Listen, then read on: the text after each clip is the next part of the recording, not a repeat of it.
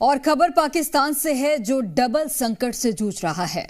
एक तरफ मुनीर की फौज पर आतंकी हमले हो रहे हैं, तो दूसरी ओर पाकिस्तान ऑक्यूपाइड कश्मीर के कई इलाकों में हजारों स्टूडेंट्स प्रदर्शन करते हुए आजादी की मांग कर रहे हैं। पूरी डिटेल इस रिपोर्ट के जरिए आप देखिए।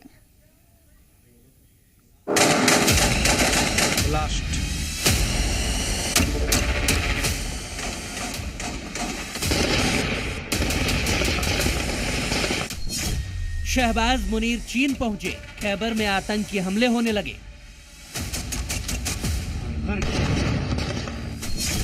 आजादी के लिए प्रदर्शन, क्या करेगा फील्ड मार्शल?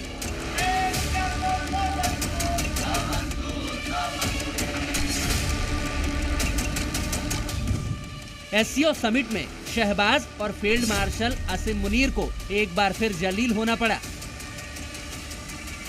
समिट में शहबाज ने बलूचिस्तान में आतंकी हमलों के लिए भारत को जिम्मेदार बताया, लेकिन पाकिस्तान के गली मोहल्ले में भी आतंकियों का डेरा है और इसकी तस्दीक करती हैं ये तस्वीरें। शहबाज के चीन में बयान को 24 घंटे भी नहीं हुए कि पाकिस्तान में बैठे आतंकियों ने खैबर में अटैक कर दिया, तो दूसरी ओर पाकिस्तान ऑक्यूपाइड जम्मू एंड कश्मीर में स्टूडेंट सड़कों पर उतर आए और मुल्ला मुनीर की फौज के अत्याचारों के खिलाफ प्रदर्शन करने लगे, क्योंकि फील्ड मार्शल की फौज ने कई छात्रों पर दहशतगर्दी का आरोप लगाकर गंभीर धाराओं में उन्हें जेल में डाल दिया है। शहबाज चीन में पाकिस्तान की बर्बादी का ठीकरा भारत पर फोड़ रहे थे।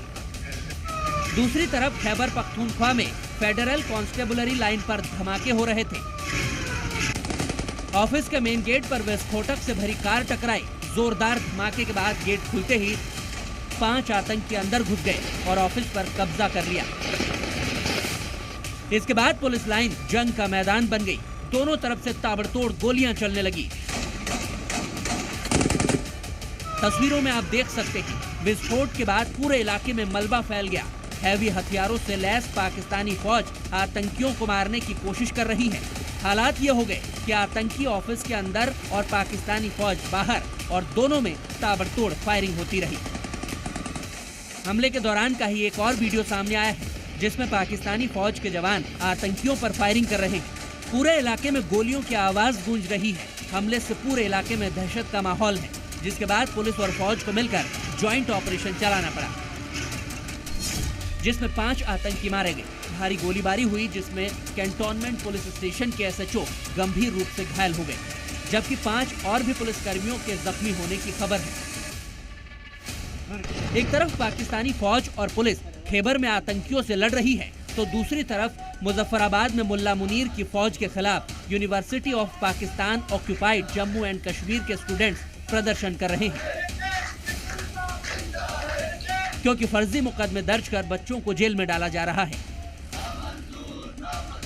जिसके बाद पाकिस्तान के कई इलाकों में तेजी से विरोध की आग फैलने लगी। इसमें कई और स्टूडेंट संगठन साथ आ गए हैं और पाकिस्तानी सरकार को ये चेतावनी दे रहे हैं कि जैसे बांग्लादेश में छात्रों ने सरकार को उखाड़ फेंका, वैसा ही पाकिस्तान में भी करने की ताकत रखते हैं। जिसके बाद पाकिस्तान के कई और इलाकों में तेजी से प्रदर्शन बढ़ने लगे।